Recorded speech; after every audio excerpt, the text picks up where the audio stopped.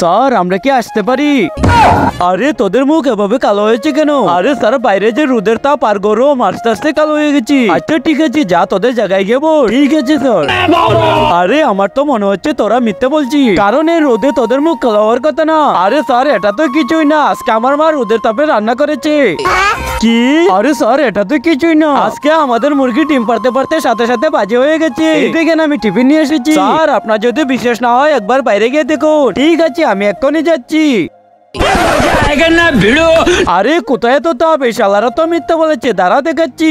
বন্ধুরা আমি অন্যদের মতো কসম দেবো না। এই আল্লাহ লেখাটি যদি ভালো লেগে থাকে তাহলে ভিডিওতে একটি লাইক, চ্যানেলটিকে সাবস্ক্রাইব এবং কমেন্টে লিখে দিও আই লাভ ইউ আল্লাহ।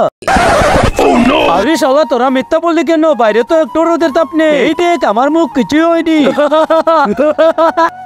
কিরে ওই কি হয়েছে? তোরা তো হাসছিস কেন? আরে স্যার আপনার মুখটা তো একবার দেখে। আরে আমার মুখ দেখে সত্যি কালো হয়ে গেছে।